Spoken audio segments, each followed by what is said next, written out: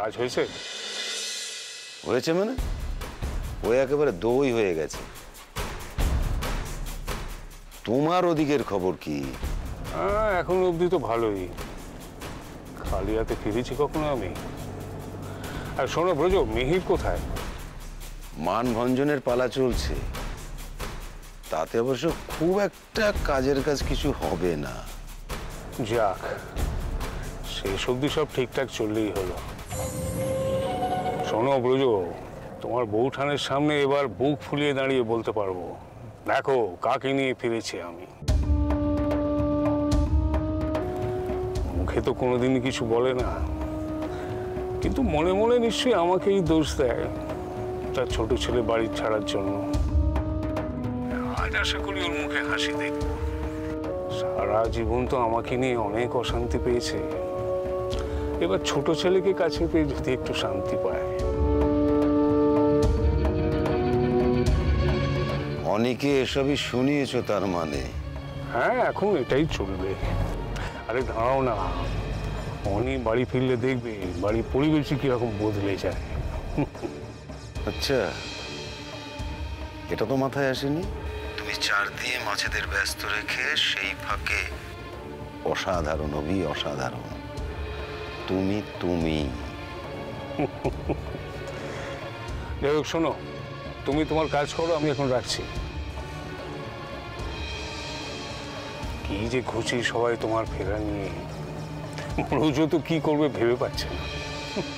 তাই ওকে বললাম তুমি তোমার কাজটুকু শুধু করো। গীতায় স্বয়ং শ্রীকৃষ্ণ বলেছেন, তুমি কর্ম করো, ফল দেব আমি।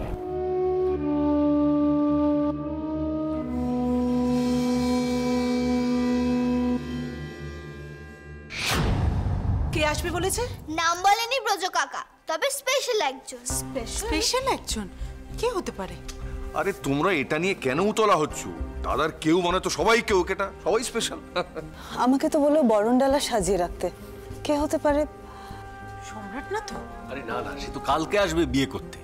হ্যাঁ না, আমার কি মনে হয় জানো, দাদা না একদিন আগে বরণ টরণ সেরে ফেলে বিয়েটা এগিয়ে রাখতে চাইছি। দূর, তা আবার হয় নাকি? নিশ্চয়ই অন্য কোনো ব্যাপার আছে। দিদিমণি কাকে নিয়ে আসছে বলতো? আমারও টেনশন হচ্ছে খুব, কি হবে কে জানে। বিজয়, তুই দাদাকে ফোন করে জিজ্ঞেস কর না কে আসছে, তাহলে তো আমরা সবাই মিলে। ঝামেলা বাড়িয়ে লাভ আছে? বরণ করতে বলেছে, বরণ ডালা সাজানোর ব্যবস্থা করো। সে তো আমি শোনার পর থেকে সাজিয়ে রেখেছি, কিন্তু ওই তো বোধহয় এসে গেছে।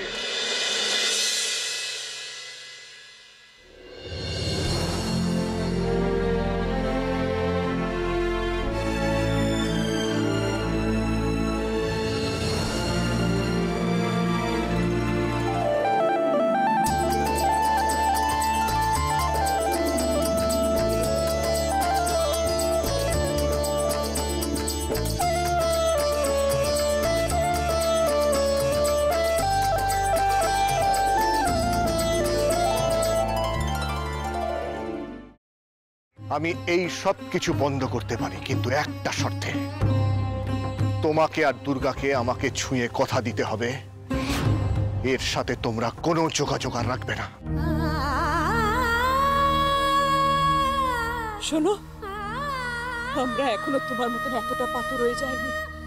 তোমাকে ছুঁয়ে আমি এত বড় কথাটা, এটাই আমার শেষ কথা তোমাকে।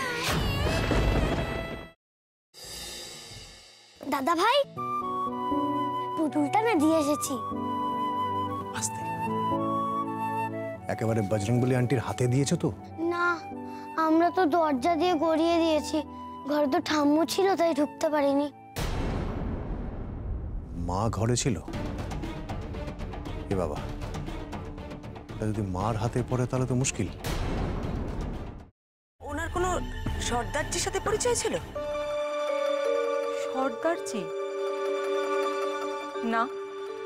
ঠিক আছে, আমি তাও বলবো আপনারা একটু ঠান্ডা মাথায় ভাবুন।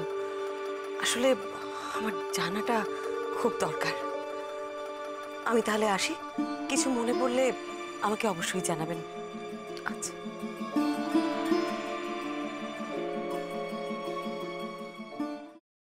ফ্রাইং প্যানে Emami healthy and tasty refined rice bran oil গরম করে তাতে গোটা কালো সর্ষে আর কারি পাতা ফোড়ন দিয়ে ওর মধ্যে একে একে টমেটো কুচি, বাঁধাকপি বাটা, নুন, হলুদ গুঁড়ো, শুকনো লঙ্কা গুঁড়ো আর সামান্য চিনি দিয়ে ভালো করে কষিয়ে নিয়ে ওই মিশ্রণে কুড়িয়ে বেটে রাখা নারকেল, পাকা লঙ্কা কুচি আর কারি পাতা দিয়ে ভালো করে নাড়াচাড়া করে নামিয়ে নিয়ে নারকেলের স্লাইস, পাকা লঙ্কা স্লাইস আর কারি পাতা দিয়ে সাজিয়ে সার্ভ করুন বাঁধাকপির ঝাল।